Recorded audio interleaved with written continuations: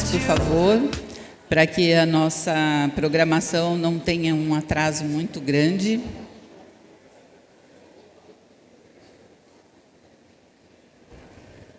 Agradecemos a colaboração de todos e todas.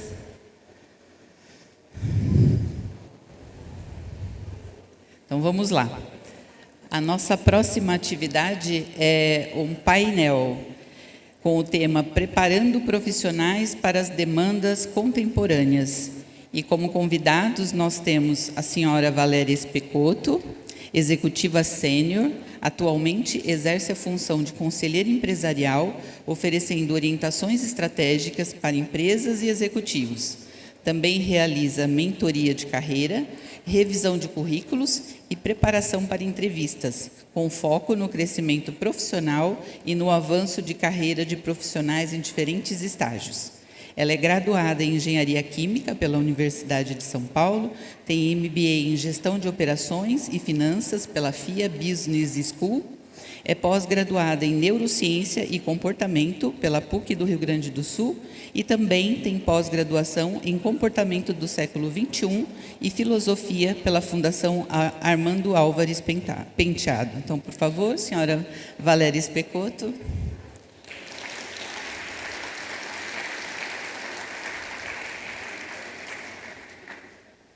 O nosso próximo convidado, o senhor Matheus Favato, ele é graduado em Administração de Empresas pela FEA-USP, profissional de marketing, com experiência em cargos de alta gestão e startups de diversos setores. Desenvolveu as competências de implementação de uma cultura orientada a resultados e desempenho, gerenciamento de equipes grandes e complexas, tomadas de decisões rápidas e consistentes e criação de ambientes de transparência, autonomia e respeito. Por favor, senhor Matheus Favato.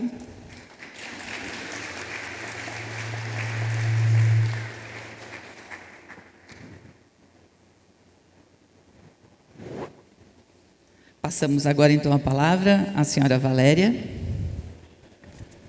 Boa tarde. Bom, vai ser um desafio agora, né? Porque pelo horário, a gente está um pouquinho mais avançado no horário, mas vamos fazer aqui o nosso melhor, né, Matheus? Bom, em primeiro lugar, gostaria de agradecer imensamente o convite para estar aqui hoje. É uma honra poder participar desse debate, dessa reflexão, de como formar os nossos profissionais, né, para o futuro, para essa demanda contemporânea, para os desafios que nós temos. Eu não sou professora, eu estou aqui como executiva, eu me formei, né, sou graduada pela Engenharia de Lorena, sou engenheira química, então me considero uma ex-aluna. E, ao longo da minha carreira, eu, basicamente, trabalhei numa área estritamente masculina, como engenheira. Então, eu terminei a minha carreira como executiva como vice-presidente de operações e supply chain para a América Latina, numa empresa, acho que todos conhecem, que é a Johnson & Johnson. Então, trabalhei com quase 35 anos, tanto no segmento de bens e consumo, como farmacêutico, como médico hospitalar. E enfrentei vários desafios, né, ao longo desses 35 anos de carreira. Não só desafios da questão de diversidade e inclusão, por ser uma mulher engenheira, mas os desafios que todos nós enfrentamos sobre as mudanças e essa continuidade que nós temos de nos continuar sempre atualizados. Então, eu acho que o meu papel aqui, acredito do Matheus, é trazer um pouco mais dessa visão. A minha visão dentro do mundo corporativo, o que nós esperamos os profissionais, que não se restringe somente a ter uma boa formação técnica, e também não pretendo representar aqui todos os segmentos, né? Eu sei que, muitas vezes, requisitos em outras áreas, eles são diferentes, mas a minha experiência ela está muito focada no mercado corporativo, tá? Então, tenho alguns slides aqui que eu queria passar com vocês. Deixa eu só entender aqui como é que ele funciona. Bom, aqui foi falado um pouco, né, da minha experiência. Hoje eu trabalho mais com mentorias, principalmente com executivas, né, mulheres. E também, eu faço também a parte de conselho de empresa, eu sou conselheira de empresa certificada pelo IBGC, e outros temas, né, como, recentemente, eu fui procurada por 2 adolescentes, né, uma psicóloga fazendo orientação vocacional, para falar um pouco do que é ser mulher engenheira no mercado de trabalho. Esse é um tema que não deveria existir mais. Mas ele existe, ele é muito presente. Ele está muito melhor. Eu vou dizer para vocês que, quando eu comecei a faculdade, eu era a única mulher da minha turma. Hoje, quando eu chego nas áreas de engenharia química, principalmente, eu tenho a grata surpresa de ver que nós temos muitas mulheres aí nesse campo. Mas não basta só fazer a faculdade, né? Muitas desistem de estar no mercado de trabalho porque a gente ainda tem um grande desafio pela frente. E isso também deve ser discutido. A gente precisa preparar essas mulheres e os homens, principalmente, para falar um pouco de diversidade e inclusão, para entender essa equidade. E eu posso assegurar para vocês, a gente ainda tem um caminho a ser percorrido. Muito bom. Todos nós sabemos que vivemos num mundo de grande transformação. Acho que isso não é uma novidade, né? Recentemente, no World Economic Forum, eles publicaram que nós estamos numa era de transição.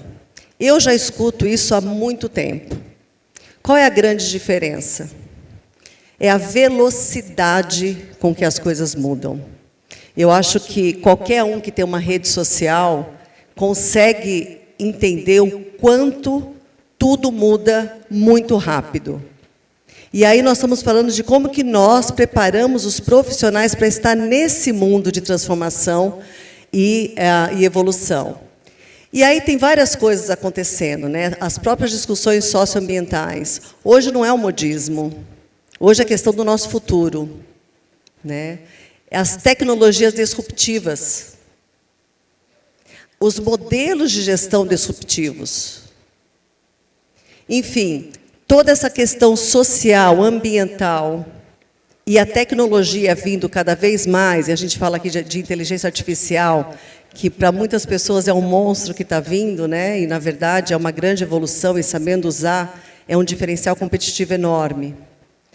Exigem novas competências. Como, então, preparar esses profissionais, né? E quem são esses profissionais? O que a gente espera deles? Profissionais éticos, profissionais que têm um pensamento crítico, profissionais que realmente estão preparados para mudar o tempo todo. Quem são? Quais são as competências, então, que nós esperamos desses profissionais? E, é claro, quando eu falo aqui das competências, a gente tem que colocar a pessoa na linha do tempo, né? Você tem o recém-formado, você tem o formado depois de 10 anos, 20 anos, e assim vai. Mas você começa a formar.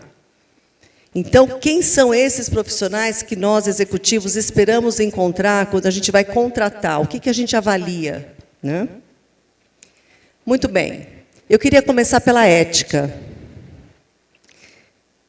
E é muito interessante que a reputação é uma coisa que a gente leva a vida inteira para construir. E 1 minuto, uma câmera, num show, para destruir. E isso é uma realidade, né? Então, quem de nós gostaríamos de ser um exemplo ruim, como a gente teve recentemente? Ninguém fala o quanto a pessoa foi competente, o que ela criou, o que ela construiu, mas fala só daquele minuto onde foi literalmente flagrado, sei lá, no momento de fraqueza. Quem nunca teve um momento de fraqueza?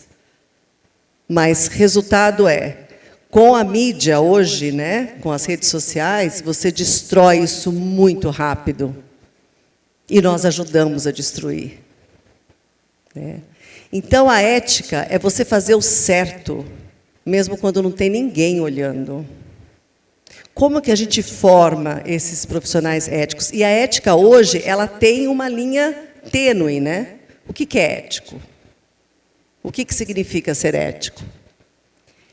A ética, ela constrói confiabilidade nas organizações. Um profissional que é ético, e a gente reconhece isso, a gente confia. Mesmo em momentos de conflito,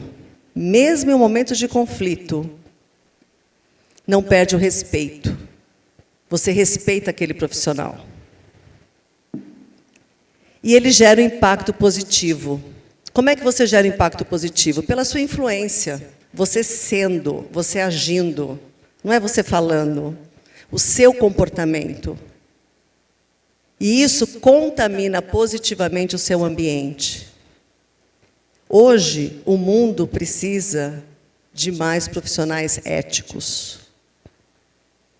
E isso é um tema muito relevante. Não basta ser um gênio. Muitas vezes você é expulso de um sistema, de uma organização, por uma questão ética. E dentro da ética, eu queria trazer aqui, que eu acho que é um tema super relevante, né, que vocês estão vendo, sobre a questão do ESG, que é o ambiental, social e a governança, que também não é um modismo. Então, quando vocês vão nas grandes corporações, eles falam de ESG, tem o tal do greenwashing, ok, existe mesmo, mas isso não é um modismo, é um diferencial competitivo. Esse profissional que está indo para o mercado de trabalho, se ele não tiver a consciência ambiental do que está acontecendo com o nosso planeta e como a ação dele, as decisões que ele toma dentro do mercado de trabalho impacta, ele não serve. Não é mais uma coisa legal, é um pré-requisito. A questão social.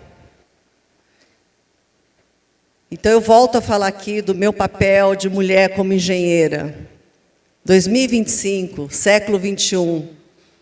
Eu não deveria estar comentando isso, mas eu ainda comento, porque a questão de diversidade, inclusão, de equidade, ela melhorou muito, mas ela está longe ainda de ser o que deveria. Isso é um tema relevante, principalmente dentro do âmbito masculino. E eu sinto isso. Né? Muitas pessoas, não sou contra de jeito nenhum, mas é muito difícil alguém olhar para mim e me tratar como uma engenheira. Por quê? Quais são os paradigmas que nós temos? Então, a questão social ela é importante aqui. Qual é o nosso papel para essas mulheres que estão na universidade, esses homens que estão na universidade, tratando isso com equidade, que tem a ver com a governança, né? Como é que você vai gerir os times? Como é que você vai formar esses times? Qual é a questão, procedimentos, processos, que está vinculado com a ética no trabalho? Um terceiro elemento, né, que é 3 e 4, que é resiliência e coragem. Né? Acho que não preciso explicar o que é resiliência aqui, né, que é a tolerância ao estresse. E aqui não é o profissional aguentar tudo. Não é isso. É ele se adaptar às adversidades.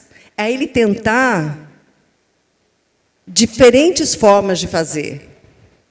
Porque o mundo ele está pronto para falar não.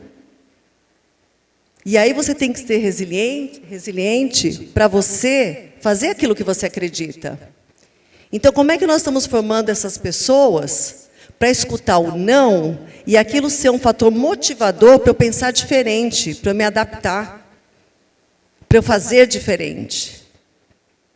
E que está associado com a coragem, por quê? Porque a coragem é você se levantar e falar não quando todo mundo fala sim. A coragem é você ter decisões responsáveis, mesmo não tendo todas as informações que você precisa. A gente sempre acha que precisa de ter mais informação para tomar decisão. Como é que a gente trabalha, né? Com a estatística, a probabilidade, com análise de risco, para capacitar esses profissionais para tomarem decisões com poucas informações. Ter esse pensamento crítico, olhar o todo. E ter a consciência, né? Serem responsáveis. Porque é muito comum, infelizmente, quando as coisas dão errado, a responsabilidade é deles. E quando as coisas dão certo, a responsabilidade é nossa. Não é assim? O verdadeiro líder, ele é líder em qualquer situação. Dando certo ou errado, a responsabilidade é minha. Eu sou responsável. Então, o que a gente precisa fazer para trazer isso, trazer luz para isso? Ser resiliente, ter coragem, acreditar naquilo, fazer o certo. Uma outra competência que, para mim, aqui essa é a habilidade estratégica, né? Que é a inteligência emocional. Eu não tenho dúvida, e aí eu falo por mim mesma, né, que eu estudei muito para me formar nessa instituição, mas muito, até brinco, a gente, olha, quer fazer engenharia na USP, você tem que estudar muito. A parte técnica, ela está dada, ela está feita, eu não teria nenhuma dúvida aqui. Agora, a habilidade emocional, no mundo de hoje, gente, está difícil, viu? Eu vou falar para vocês contratarem recém-formados e você vê uma entrevista, às vezes dá vontade de chorar, de ver o que aparece dentro do mundo corporativo. As pessoas não têm jogo de cintura, elas não conseguem conversar, elas não conseguem escutar. Aquela escuta, né, com empatia, a pessoa nem sabe o que é empatia. O mundo, a nossa vida, na verdade, se resume a relacionamentos. No início de carreira, o técnico ele está aqui, ó, é o principal. Você vai para um laboratório, estou falando da engenharia química, laboratório, desenvolvimento, pesquisa. Ao longo da carreira, isso aqui não é suficiente. E não é mesmo. Como é que você vai se relacionar? Como é que você vai formar equipes? Você tem que saber o que dizer, como dizer e quando dizer. Ler o ambiente. Eu até brinco, né, que eu não sei como está hoje, né, no ensino, mas estudo de casos, né, eu acho que é uma das formas brilhantes de você testar isso. As simulações. E eu falo que todo mundo deveria fazer teatro. Porque para estar aqui no palco, engenheira, eu fiz teatro, né? Como é que você fala? Aí tem lá, você tem que se movimentar no palco, olhar para as pessoas. Faz parte do profissional, para você formar alguém. Não é só o técnico. Mas a inteligência emocional é uma coisa que deveria ser estudada, praticada, simulada. O soft skills, ele é tão importante quanto o hard skills. Isso não só dentro do mundo corporativo, mas para a vida, né? E aí, inteligência artificial e tecnologia. Bom, aí eu não preciso nem falar, né? Porque nós vivemos assim uma constante tecnologias disruptivas a todo tempo, né? E a gente precisa acompanhar. Aqui nós não estamos falando que precisamos de programadores, não é isso. Mas a tecnologia faz parte do nosso dia a dia, né? E uma grande discussão hoje em inteligência artificial. Que, assim, não é que ela vai vir, ela já está e está sendo usada, né? Então, por exemplo, um exemplo típico, para você determinar, eu era responsável pela área logística da América Latina. Como é que eu determino rotas de navio, entregas, caminhões e tudo mais? Machine Learning. Então, você coloca ali para rodar, e conforme você vai tendo dados e dados, a própria máquina te fala qual é a melhor forma de você otimizar rotas, otimizar cargas. Isso já está sendo usado há uns 5, 6 anos. Então, assim, a inteligência artificial não está vindo, ela já está. E a gente tem que parar de olhar isso como um monstro e pegar isso como aliado e ferramenta. Porque, assim, pensamento crítico não vai ser substituído. A consciência não vai ser substituída. O comportamento ético não vai ser substituído. Mas você usar isso como ferramenta e aprimorar é fundamental. Dados, análise para a gente melhorar é fundamental. E a inteligência artificial ela tem um potencial gigantesco de fazer isso. Então, não é para usar isso com receio, é para explorar, extrair o melhor disso, o potencial. E aprendizado contínuo, né? Eu até brinco. Aprender não pode ser um evento. Aprender é estilo de vida. Então, um pouco da minha experiência no início de carreira, então eu fiz vários cursos, né? Então, dentro da engenharia, então eu sou black belt em estatística, e aí fiz MBA também. E aí depois, ao longo da carreira, eu quis me aprofundar mais no comportamento humano pela questão da liderança. Aí fui fazer neurociência e comportamento. Você é engenheira? Eu falei, pois é. Né? Aí depois falei, bom, deixa eu colocar um pouco o pé na filosofia. E assim, me desculpe os filósofos, eu não entendia uma palavra na primeira aula. Eu juro, eu saí da primeira aula falando assim, gente, eu sou muito burra. Porque até a linguagem é diferente.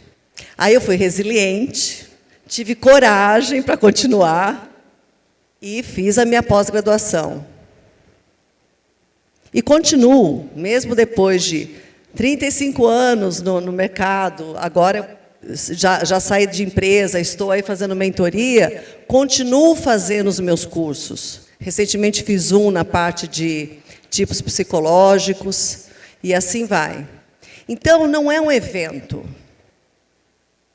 Tem que ser um estilo de vida, a gente tem que gostar, tem que ter aquela curiosidade intelectual. Isso é muito importante passar para os alunos. A faculdade é um primeiro passo, mas tem que tomar gosto, tem que ser gostoso aprender. Então, a forma como a gente passa isso para os alunos é fundamental, que isso vai marcar a vida daquela pessoa para sempre. Ela vai querer estar numa sala de aula. Eu adoro estar perto da universidade, perto dos estudantes, porque isso é uma renovação. E aí eu trouxe aqui esse World Economic Forum, ele é uma boa referência, né, para a gente poder entender das competências, o que está acontecendo no mundo. Tem um relatório que ele é o Future of Jobs 2025, né, que é o futuro dos empregos, para poder entender um pouco mais dessas competências. Então, eu tirei aqui alguns que está associado um pouco ao que eu falei, né, pensamento analítico, criativo, alfabetização da IA, liderança e influência social, curiosidade e aprendizado contínuo, inteligência emocional, resiliência, motivação, confiabilidade e empatia escutativa. Então, isso daqui é o que o mundo está falando. Olha, a gente precisa de pessoas que tenham isso daqui. Eu tive que buscar muito desse aprendizado ao longo da carreira. Seria ótimo se eu tivesse um guia, né? Olha, agora você faz isso, você faz isso. Né? Não existia esse guia. Mas a gente pode facilitar muito mais o caminho para quem está vindo. Eu acho que é a nossa obrigação social. As pessoas não precisam passar pelas mesmas dificuldades que eu passei. Então, gente, em resumo, não é sobre só ensinar ferramentas. É importante também, não tem dúvida. Isso é o básico, né? Você tem que estar aqui, mas é formar seres humanos, conscientes, íntegros, que geram um impacto positivo na sociedade. Pessoas autênticas, éticas, adaptáveis, comprometidas com um propósito. E desenvolver habilidades humanas é tão importante quanto dominar a tecnologia. Até porque é o humano que está atrás da tecnologia. E o aprendizado contínuo. Isso é uma coisa que nós temos que fomentar cada vez mais nos nossos jovens. Aprender é bom, é gostoso. E isso é que vai trazer, eu espero, né, um futuro melhor para nós. Nós estamos formando as pessoas que vão tomar as decisões do futuro. É muito orgulho a gente olhar, e isso acontece comigo ainda bem, pessoas que trabalharam comigo, que eu ajudei a desenvolver, assumindo cargos de liderança com equipe, sendo uma referência no mercado. É muito gratificante. Gente, meu tempo acabou. Eu vou passar para o Matheus, então, obrigada aí por vocês me acompanharem. E aí depois a gente faz as perguntas. Olá, pessoal, tudo bem? Primeiro, é um prazer aqui poder falar um pouquinho com vocês. Hoje eu venho aqui, acho que no papel de contar um pouquinho do meu histórico profissional e talvez ajudar algumas pessoas que estão saindo da graduação aqui, em como que o mercado vai receber elas. Muito rapidinho aqui tem meu perfil muito rápido, cara. No final, sou formado em administração pela FEA-USP de São Paulo, fiz MBA aqui, e aí acho que o cerne da minha trajetória, no final, foi sempre trabalhar com inovação, trabalhar com tecnologia. Então, assim que eu saí da faculdade, quando eu olhei, eu falei, cara, o que está muito legal agora é trabalhar com internet. Então, eu falei, cara, eu quero achar alguma empresa de internet que faz sentido e que seja legal trabalhar. E aí, quando vocês olham aqui, tem várias empresas diferentes, várias startups. Startup é um termo técnico da galera de tecnologia ali. São as empresas que estão tentando fazer algo diferente em algum setor.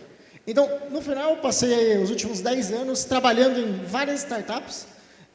E acho que talvez o que eu possa contribuir um pouquinho é contar a história da última startup que eu estou agora, que é a Casé TV, que talvez algumas pessoas aqui da sala conheçam, que eu acho que é uma empresa que no momento está com um pouquinho de hype, vamos dizer assim, está um pouquinho famosa no momento. E acho que pode contar um pouquinho de como o mercado, e acho que na figura da Live Mode, aqui eu como gestor na empresa, o que a gente está demandando das pessoas que estão entrando no mercado. Então acho que a ideia é contar um pouquinho mais do que a gente está fazendo na Casé TV e como que a gente espera que as pessoas que são graduandas, estão saindo da faculdade, o que a gente espera delas, né? No final aqui, só de exemplo, curiosidade, hoje tem uma equipe lá, a equipe que eu trabalho hoje tem por volta de 40 pessoas e a gente tem quase 10 estagiários, tem 9 ou 8 estagiários. São todas pessoas que estão na graduação. Tem algumas pessoas da graduação da USP, tem de graduação de outras faculdades. Então, acho que dá para contar um pouquinho de o que a gente espera e a gente está exigindo, demandando desses profissionais, né? Um segundo aqui que eu estou aprendendo. Acho que foi. Legal. Então, acho que no final é o que eu estava falando aqui, né? Legal. Acho que só primeiro, só contando muito rápido sobre a Casé TV. A Casé TV hoje é o maior canal de esportes do Brasil na internet. Tem por volta de 22 milhões de inscritos. E aí aqui a gente tem uma parte legal, não sei se vai funcionar meu vídeo, né? Mas no final o que a gente está muito vendendo e exigindo e conectando com os jovens é a parte de transformar o jeito de consumir futebol, né? Acho que isso aí está muito conectado com uma coisa muito legal que a Valéria estava falando aqui, que no final essa parte da criatividade, da inovação, do aprendizado é uma coisa muito importante para a gente. E aí aqui, só contando um pouquinho, né? No final a gente acabou de ter a Copa do Mundo dos Clubes. Quem aqui torce para alguns clubes brasileiros acompanhou isso, foi um grande sucesso, uma nova competição. E muito do que a gente fez na Copa do Mundo, e acabou fazendo bastante sucesso, que tem várias formas, nesse momento novo de tecnologia, internet, redes sociais, uma coisa que a gente vê muito na conexão dos jovens é que todas as marcas e o mercado de trabalho, ele está muito preocupado em como se conectar com as novas gerações. Então, um desafio amplo e muito recorrente entre as diferentes empresas. Beleza, né? Eu sou uma empresa aqui, estou aqui há 50, 60 anos. Como que eu consigo convencer os jovens a consumir minha marca, consumir o meu produto, né? Então, no final, acho que para todos os graduandos que estão aqui, grande parte do desafio que as marcas têm hoje no mercado, e é muito bom ter isso em mente, é como convencer as novas gerações a se conectar no mercado, se conectar com a audiência, com aquele público que está ali, né? E aí aqui tem muito mais aqui uma historinha legal sobre como a gente acabou pensando em se conectar com as pessoas, e se conectar com as pessoas que estavam de casa, né, assistindo. Aí aqui tem um pouco mais disso, no final, parte do... mesma coisa. Aí acho que uma coisa que a gente estava fazendo muito na Casé TV, está muito conectado com isso, é como que a gente consegue alcançar mais pessoas, e grande parte disso vem desse pensamento de conectar os jovens com o que a gente faz, né? Aqui é a mesma coisa, tá? Acho que está muito parecido no sentido de, no final, hoje, grande parte da nossa audiência está muito focada nos jovens. Perfeito. Aqui é mesmo, muito similar, aqui também, a Casé TV acaba sendo esse fenômeno nas redes sociais, a gente está muito conectado com o papel dos jovens. Aqui, daí acho que é legal, né? No mercado de trabalho, quando a gente olha para os setores, um ponto super importante é como que as marcas principais, elas estão olhando para esse novo momento de construção da audiência, construção dos jovens em conexão com a gente. Perfeito? Aqui acho que é um dado bem legal, cara. No final, lá na Casa TV, uma coisa que a gente está fazendo hoje é conseguir atingir um número muito grande de pessoas no Brasil. Então, hoje, no Brasil, a gente tem por volta de 130 milhões de pessoas conectadas nas redes sociais e a gente conseguiu atingir aí quase 80% dessas pessoas, por volta de 75%. E esse case global que é a Casa TV, no final, ele acaba sendo, grande parte disso, a gente acaba sendo um case hoje global. E toda a audiência do YouTube no mundo, a gente hoje é dono de 11 das maiores audiências que tem no mundo. E acho que o principal, que acho que é o tema principal aqui da palestra, no final, é o que a gente demanda dos profissionais que fazem parte e estão na empresa que eu trabalho, na Live Mode, que é a dona da Casa TV, e como que a gente consegue construir uma empresa ainda melhor. Né? Então, acho que assim, né, começando, um ponto muito importante para todo profissional que está saindo é que as tecnologias estão mudando de forma muito expressiva. Então, quando eu entrei no mercado de trabalho, por volta de 10 anos atrás, a internet era o grande centro de tudo que você precisava saber. Né? Então, estava todo mundo fazendo curso de internet, fazendo curso de inovação, como usar a internet, como usar o marketing digital, como usar uma ferramenta. A verdade é que, passado agora, por volta de 10 anos, isso mudou. No final, agora, o que está todo mundo exigindo no mercado, nos nossos processos seletivos, por exemplo, é saber usar a inteligência artificial. Só que a inteligência artificial de agora, desse ano aqui, ela vai ser muito diferente no ano seguinte, daqui 2 anos, daqui 3 anos, daqui 3 anos. Né? No final, a complexidade de como a informação se transforma, ela é muito rápida. Então, acho que mais importante do que ficar preocupado com uma ferramenta ou outra ferramenta, é garantir que você está saindo da faculdade, da graduação, com uma base conceitual forte para resolver os problemas que você vai encontrar no mercado de trabalho. Então, quando a gente está avaliando novos profissionais no mercado, a gente está pouco preocupado se a pessoa sabe uma ferramenta, se ela sabe usar o ChatGPT, se ela sabe usar alguma ferramenta específica, e muito mais sobre como ela pensou para resolver aquele problema. É muito importante que a forma de pensar e a base que você tem técnica daquilo funcione. E aí, contando a minha experiência como profissional da fé, formado pela fé, foi o que me ajudou muito na minha carreira, que foi garantir que a base do pensamento, a base da teoria, eu sabia aplicar e usar ela. Né? Acho que um segundo ponto muito importante, que está muito conectado, de novo, com esse momento desafiador que a gente está vivendo no mercado de trabalho, que é da criatividade, né? No final, grande parte das profissões, tem uma discussão muito importante, muito grande, sobre quais profissões vão parar de existir, como que vai ser o futuro das profissões, agora com inteligência artificial, e óbvio, é uma discussão super importante, vai ser vários momentos difíceis. Então, no mercado, o que a gente está vendo muito, na empresa que eu trabalho, na Live Mode, a gente está vendo muito, é o quanto a criatividade e o ponto importante do ser humano, ali, o ponto único que cada ser humano tem, como isso vai estar ajudando a pessoa e se tornando um diferencial. Então, no final, tecnologia, ela vai, vários processos e várias coisas trabalhosas, ela vai acabar sendo, ela vai ser muito importante para deixar mais eficiente, reduzir trabalhos desnecessários, mas a criatividade para lidar com problemas é uma coisa que vai continuar sendo muito presente e muito necessária em cada ser humano. Então, quando a gente, de novo, está fazendo um processo seletivo, a gente vê muito quão criativa a pessoa é em tentar resolver problemas. E aí as formas de resolver no final vai ser coisas que ela vai utilizar em segundo plano.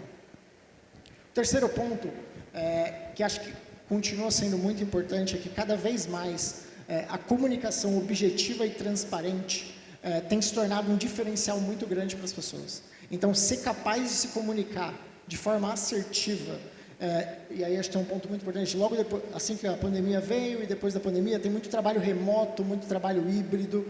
O que aconteceu foi que a forma de comunicação, que era sempre cara a cara, dentro dos escritórios, mudou.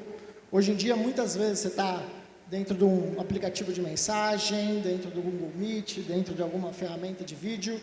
Então, a sua capacidade de se expressar e de comunicar de forma clara e eficiente, ela ficou ainda mais valiosa. Porque ela parou de ser somente interações dentro do escritório e ela começou a se tornar várias formas de comunicação diferentes. Então, a comunicação escrita é uma coisa que ficou muito mais importante. No final, todos os tipos de comunicação, quanto mais objetiva e transparente, foram ficando mais importantes com as mudanças de tecnologia. E aí, muito parecido com o de baixo, Quando a gente vê hoje em dia no mercado, as empresas têm ficado cada vez mais complexas por causa da quantidade de formas de distribuir os produtos, distribuir as coisas. Então, só hoje um exemplo, hoje quando eu estou trabalhando na Casa TV, a gente tem 10 formas de se comunicar com os nossos clientes. Pode se comunicar pelo e-mail, pelo WhatsApp, pelo telefone, pelo celular, pelo computador, pelo YouTube, por vários canais diferentes. E isso aí se reflete na complexidade que o trabalho no dia a dia das pessoas se tornou. Então, outra coisa que é muito importante é garantir que dentro da comunicação a gente sempre esteja muito focado em desenvolver a nossa habilidade como profissional e como graduando, de concatenar essas ideias e conversar com diferentes pessoas. É muito raro hoje em dia você ter uma área muito separada, silo dentro da empresa, que você vai falar só com pessoas especialistas do seu setor. Cada vez mais as empresas têm grupos de trabalho para resolver problemas complexos com pessoas com backgrounds diferentes. Então isso exige que, de novo, a gente, como profissional, se qualifique e garanta que você está conseguindo se desenvolver e falar com pessoas de perfis diferentes. Uma coisa que a gente é muito focado lá é a parte de aptidão com o negócio e o setor de esportes. Acho que nesse mercado muito competitivo hoje, uma coisa que tem se tornado muito importante é saber se conectar com o serviço, com a empresa que você está trabalhando, e como que a sua visão pessoal, a sua aptidão vai conseguir levar esse lugar para um novo momento. E por último, acho que uma coisa que, de novo, vai muito forte no primeiro conceito, que é que, além do operacional, o operacional hoje em dia, como eu falei, com essa quantidade de tecnologia e inteligência artificial, cada vez mais o operacional vai ser feito por máquina, por inteligência artificial, por um site. Isso aí vai perdendo valor. A verdade é que uma pessoa que é muito boa em fazer uma skill operacional, pode ser que daqui a 1 ano, daqui a 2 anos, aquela skill operacional, ela se torne obsoleta. Só que os problemas complexos que os negócios têm ainda vão existir. Então, acho que, de novo, talvez fique uma dica aí para a galera que está se graduando. No final, é muito importante entender o porquê, entender como vai fazer e por que você está fazendo aquilo. É um diferencial muito grande mesmo, porque além da tarefa, o contexto e o conceito do que você vai explicar, do que você vai executar é muito importante. Pessoal, o meu era super rapidinho, só vim aqui contar um pouquinho do que eu estou fazendo lá na Casa TV e do meu perfil. Agradeço, era isso.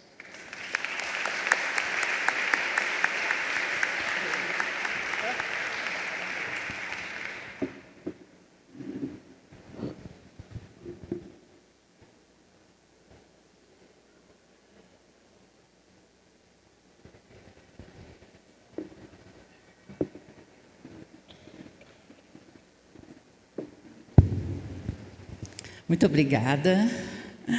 É uma satisfação e uma honra tê-los aqui com a gente. Então, conforme combinado, conforme a programação, nós vamos agora abrir para perguntas.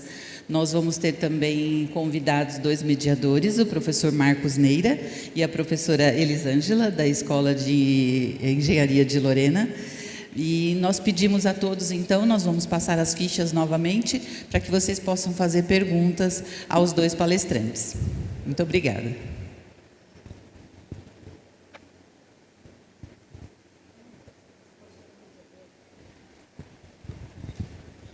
Boa tarde. Eu falei para a Elaine, para ela passar para o mediador antes da gente começar essa etapa aqui, enquanto vocês se preparam e, se alguém quiser alguma pergunta. E a comissão organizadora gostaria de contar para vocês a concepção, a ideia, e fazer uma breve intervenção. A comissão organizadora queria chamar para esta mesa 2 pessoas, 2 profissionais que estivessem atuando de forma destacada no mercado, e que nós pudéssemos dizer para os estudantes, mostrar com isso para os estudantes, que nós, os professores e professoras aqui da Universidade de São Paulo, na medida em que nós vamos permanecendo na docência, nós vamos nos afastando das coisas que vão acontecendo no mundo do trabalho. É assim, porque as exigências que nos são feitas caminham na direção da vida acadêmica. Então, era muito importante que neste evento nós tivéssemos aquela mesa de ontem, que vocês viram com a participação dos estudantes, e uma mesa com profissionais do mercado. E aí, a professora Elisângela, que fez a indicação da nossa convidada, e eu fiz a indicação do nosso convidado. Então, eu vou pedir para a professora Elisângela contar como é que foi esse cenário, e na sequência eu conto também como foi o cenário. Bom, boa tarde a todos e todas. É sempre uma honra ouvir um pouquinho a Valéria falando, né? A Valéria, ela mesma disse, é formada... Avisaram agora que é melhor subir. Ah, é melhor subir.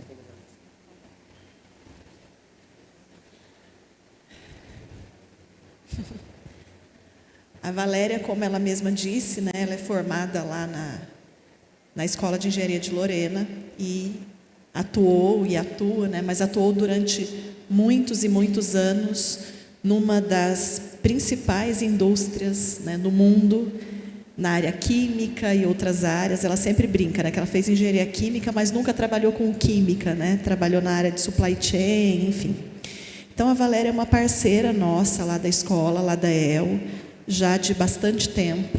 Ela está sempre lá com a gente, com algumas palestras específicas para as meninas engenheiras, nas nossas semanas acadêmicas. E o motivo pelo qual eu convidei a Valéria para esse 10º Congresso de Graduação é porque a gente discute muito o ensino e como o professor atuar em sala de aula. Só que o Marcos resumiu muito bem. À medida que a gente vai progredindo a nossa carreira como docente na universidade, a gente vai se afastando do mercado de trabalho e do que, de fato, ele espera de um profissional. E tanto os estudantes e as estudantes, quanto os professores e professoras devem estar atentos a isso. Nas nossas aulas, a gente também tem que buscar trazer o que o mercado espera. Como a Valéria disse, tecnicamente, a Universidade de São Paulo prepara muito bem. Só que não é só isso que o mercado espera. Então, ele espera que as competências transversais, né, as famosas soft skills, estejam muito alinhadas com a competência técnica. Porque, uma vez a Valéria, numa das palestras, disse assim: a parte técnica, um engenheiro químico, sei lá, vai trabalhar num laboratório de controle de qualidade, operar um cromatógrafo líquido de alta eficiência. Eles ensinam. Eles, às vezes, até preferem que a pessoa não saiba tanto, né? Agora, ensinar esse engenheiro que ele tem que saber lidar tanto com o CEO da empresa, quanto com a pessoa que está ali no chão de fábrica, que trabalha há 40 anos ali, mas não tem tanto estudo, isso é muito difícil.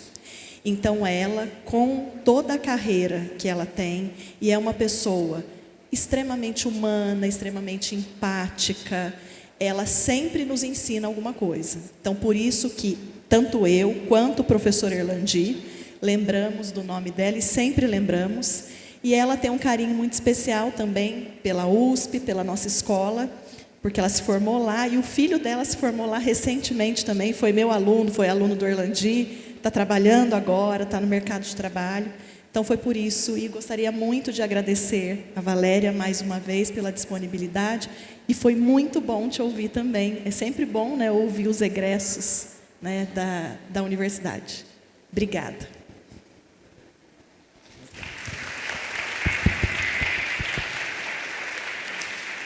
A Pró-Reitoria de Graduação tem uma equipe muito pequena, porque nós fazemos várias atividades e nós precisamos de agências parceiras para dar conta das nossas atividades. E uma das agências dentro da Universidade de São Paulo, um dos órgãos dentro da Universidade de São Paulo que nos dá muito apoio é a Superintendência de Tecnologia da Informação. E os profissionais desse lugar, eles concebem o Júpiter, que é a plataforma que todo mundo aqui conhece bem. É com a relação com essa instância, com a STI, que se chama STI, que nós trabalhamos cotidianamente. E o nosso ponto de referência na STI é um profissional chamado Fernando Favato. Favato, entenderam? Fernando Favato, Matheus Favato. E sou eu o responsável, né, por conversar diretamente com o Fernando Favato e solicitar ao Fernando Favato uma série de ajustes. Por exemplo, viagens didáticas. Vamos melhorar a viagem didática? É com o Favato. Provão Paulista Seriado? É com o Favato. Agora, recentemente, Bolsa Seduc? É com o Favato. Tudo é com o Favato. Mas existe vida na Pró-Reitoria de Graduação. A gente não fala só de trabalho, a gente também fala de outras coisas. E assim como o Favato, eu também sou um apaixonado pelo futebol. Eu gosto de conversar sobre futebol. E essa semana eu estava louco para conversar sobre futebol com o Favato. Porque, não sei se vocês acompanharam, né? o que aconteceu na quarta-feira. Então eu estava louco para falar com ele. Bom, não aconteceu de falar com ele, mas uma dessas nossas conversas sobre futebol, eu comentei para ele, falei, puxa vida, você viu que a TV Cazé vai transmitir todos os jogos da Copa do ano que vem? Aí ele falou, é mesmo. E como é que eu fiquei sabendo disso? Porque eu acompanhei o Mundial de Clubes pela TV Cazé. E eu fiquei lá acompanhando o Mundial de Clubes, e aí durante a transmissão eles sempre informavam, eles vão já estou fazendo propaganda. Eles vão transmitir. Aí o Fernando Favato, gente, que está aqui, é o pai do Matheus Favato, falou, meu filho é diretor da TV Cazé. Né? Meu filho é diretor da TV Cazé, nós estávamos trabalhando com a comissão organizadora na definição da programação e entendemos que você seria uma pessoa muito legal para compor esta mesa e acho que foi o que vocês entenderam, né, gente? Porque, afinal de contas, ele nos traz conhecimentos, saberes e experiências que na universidade nós demoramos muito para apropriar. Porque os currículos que hoje foram muito ditos aqui, eles levam bastante tempo para incorporar as novidades, gente. Então, acho que esse contato direto com os profissionais do campo nutre os currículos de conhecimentos novos e nos faz pensar outras coisas também. Então, Matheus, muito obrigado, tá? Mas parecia, gente, a negociação para trazer o Matheus parecia uma negociação de craque, viu? Porque tinha que conversar com o pai, não sei, eu vou ver, vou ligar para ele, né? Uma série de... Bom, mas deu certo, ele está aqui. A gente agradece o Favato por esse carinho, né, por essa possibilidade, e agradece muito vocês dois, né, por essa mesa. Passamos às perguntas. Obrigado. Quer fazer as perguntas? Acho que eu posso ler? Posso ler? Você quer? Não, pode falar. Bom, nós temos 3 perguntas para a Valéria. Faço o curso de filosofia na VFLESH e percebo uma grande dificuldade por parte dos professores em tornar as aulas mais didáticas e contemporâneas, no sentido de se conectarem com o mundo atual. Gostaria de saber de você, que fez pós em filosofia, por quais vias seria possível manter o rigor filosófico e conciliá-lo ao mesmo tempo com um olhar contemporâneo da pedagogia e um olhar contemporâneo do mundo. Acho que a gente já lê as outras duas. Esta foi a pergunta do Pietro. Muito obrigado, Pietro, pela sua pergunta. Agora a pergunta da Marcela, da FZEA, também para a Valéria. Valéria, muito obrigado pela palestra, foi muito boa. Você comentou sobre a falta de preparo dos recém-formados nas entrevistas. Queria saber se acredita que fazer estágios em empresas é algo que auxilia nesse preparo e acha que participar de empresas júniores, agremiações e grupos de extensão permitem já essa experiência. E uma para a Rosângela. Para a Rosângela? Não, aqui colocaram a Rosângela. Uma para a Valéria e para o Matheus. Do Marcelo. Muito obrigado, Marcelo, da Escola Politécnica. Desenvolver soft skills precisa de profissionais especializados?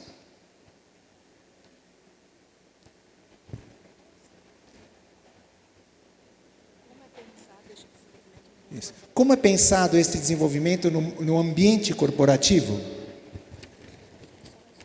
E mais uma, chegou mais uma, também da Júlia, também da FZEA. Durante sua trajetória na engenharia, qual foi o momento em que você sentiu que estava abrindo o caminho para outras mulheres?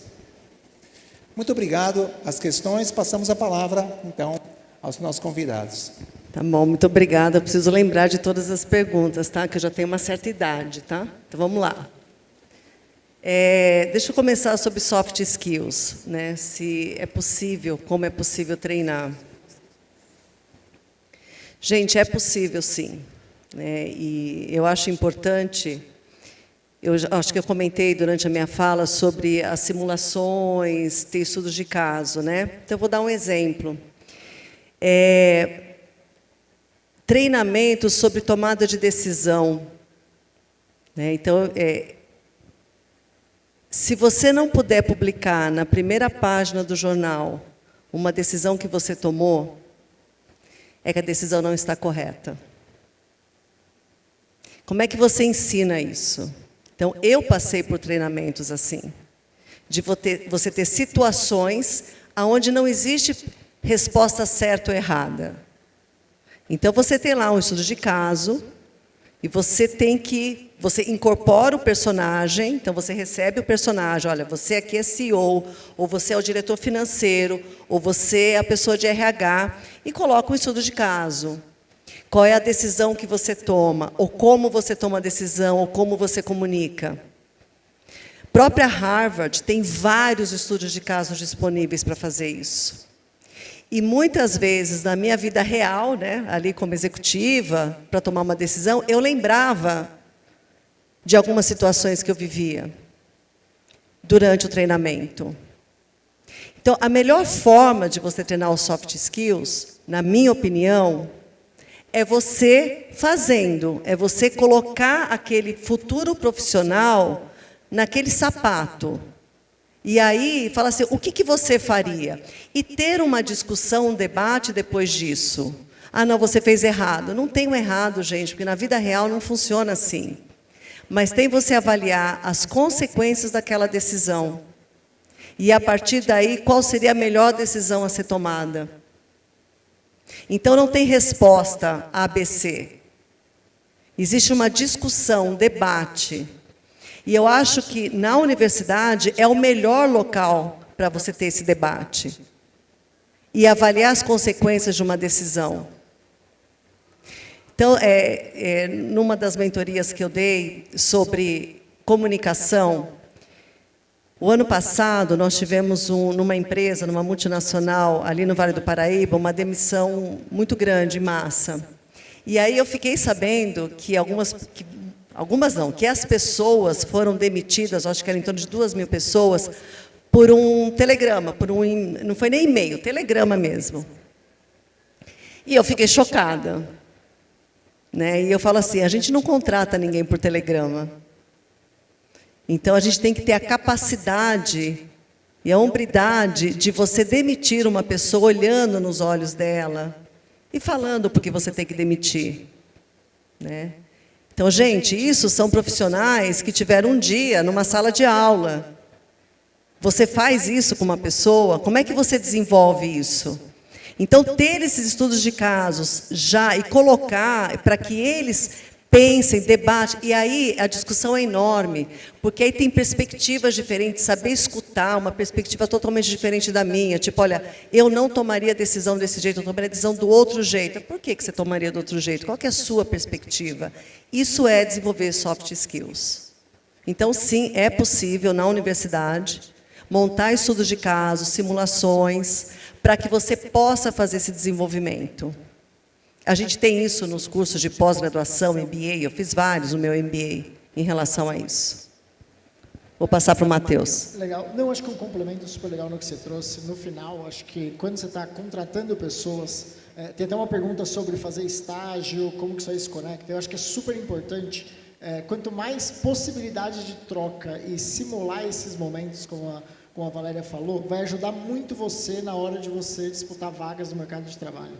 Então, hoje, por exemplo, o nosso processo seletivo, quando a gente está contratando pessoas para Live Mode, a gente sempre se preocupa em dar uma olhada com mais carinho, porque a gente sabe que pessoas que participam, por exemplo, de empresa júnior, ela provavelmente já viveu experiências parecidas com aquilo, já fez projetos, já lidou com outros stakeholders, já lidou com pessoas diferentes, já passou por processos de feedback. Então, é claro, treinamentos são muito importantes, tem várias coisas que tecnicamente é importante se desenvolver, então comunicação, como dar feedback, tudo isso aí tem muito valor fazer curso, mas a vivência, nesse começo de carreira, quanto mais experiências a pessoa conseguir ter, vai ajudar muito ela a se preparar e no final testar como ela vai ser como profissional e conseguir já começar um processo de desenvolvimento.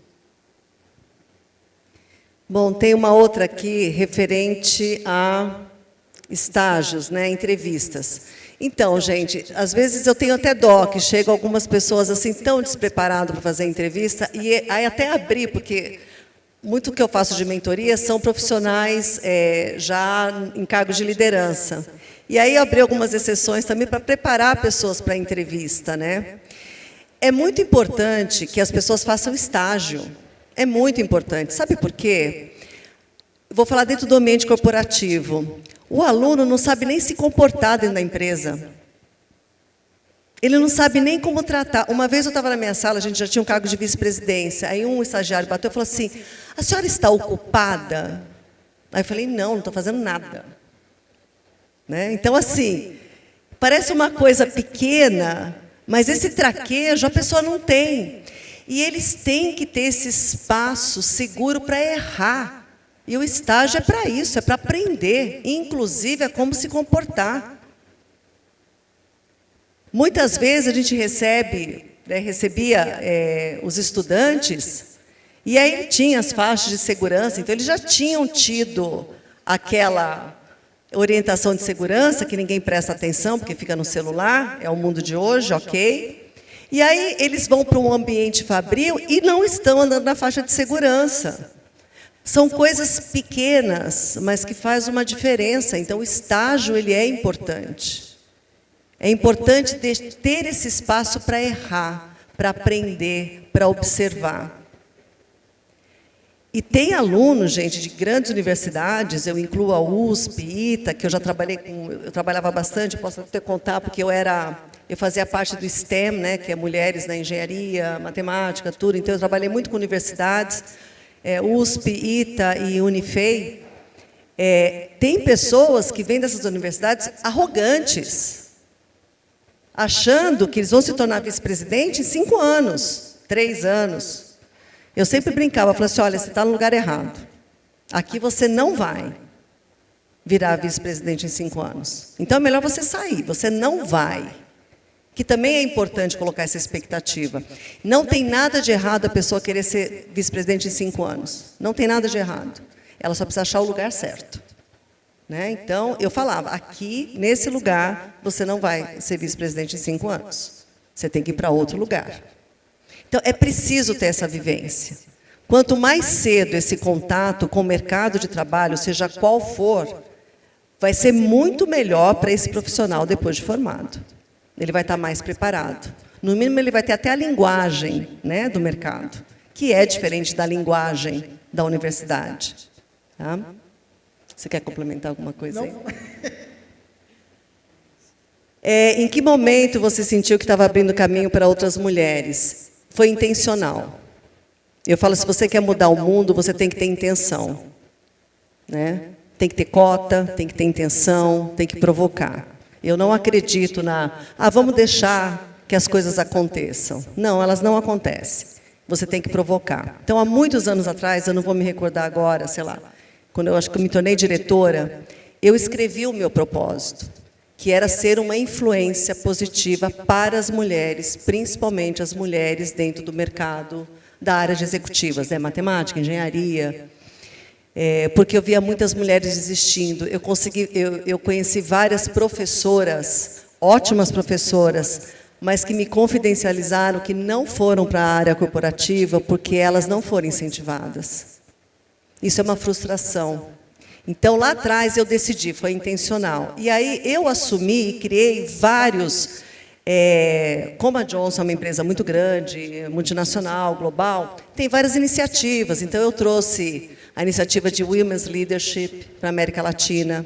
Eu assumi a responsabilidade na América Latina para o STEM, que é mulheres da engenharia, tecnologia, matemática. Então, eu realmente fiz um papel assim de protagonismo dentro da empresa no ambiente feminino. E mais do que isso, né, eu tenho orgulho, porque assim, eu fui a primeira vice-presidente mulher na área de operações, né, estou falando na área de operações, fabricação, logística, né, que é uma área mais predominante masculina. Eu fui a primeira vice-presidente mulher na América Latina.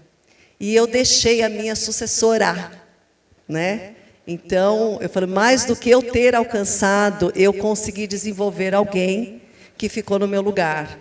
Então, isso me dá ainda mais, assim, eu fico mais feliz, né? Mais gratificação, me traz mais gratificação de poder ter formado, né? E ao longo da minha carreira, os meus times, eles tinham uma questão de equidade e diversidade muito grande, né? Então, dentro de uma área masculina, eu tinha muitas diretoras, né? E tem que ser intencional. intencional. A gente precisa provocar essa mudança. Então, independente de questões políticas, eu até brinco, né? Hoje tem uma presidente mulher no México, porque há muito tempo o México trabalha com essa cota de ter as mulheres na política, nos partidos. E aí, finalmente, elegeram uma mulher.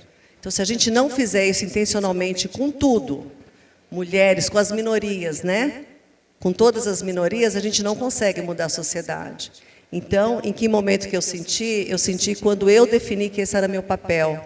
Não só como líder numa organização, mas ser uma referência e trazer outras mulheres comigo. Tá?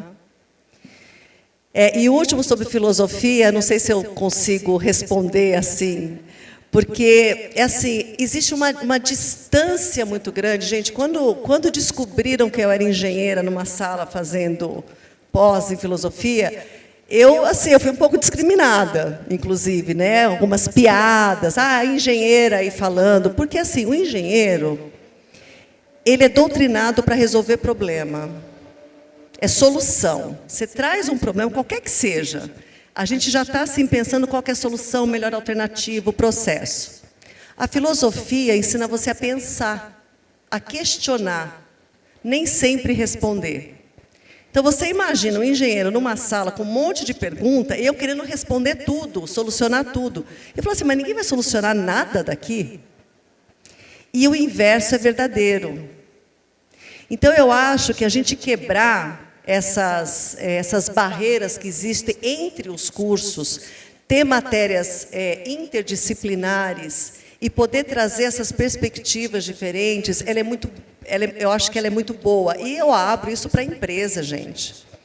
Porque, assim, dentro da Johnson, a minha experiência é que eu bati na porta das universidades, mas as universidades não bateram na porta da empresa.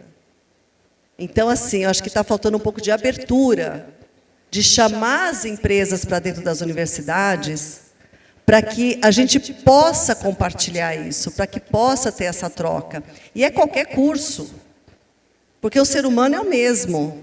O ser humano que está na Casé, o ser humano que está na Johnson, o ser humano que está na área acadêmica, que está no hospital, é o ser humano.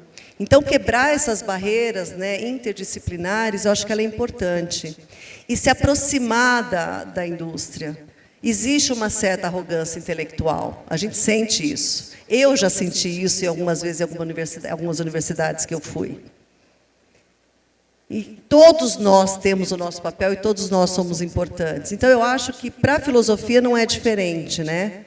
Eu acho que cada vez mais, tendo atividades interdisciplinares, a gente vai quebrando algumas barreiras. E vai podendo se escutar mais, né? Ter aquela escuta com empatia. É isso.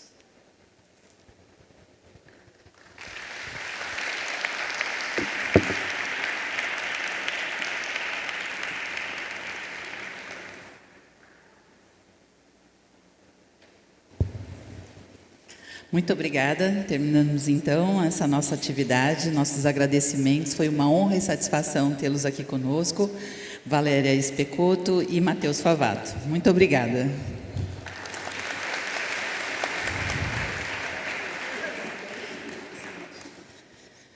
Bom, vamos, então, ao recado da nossa programação.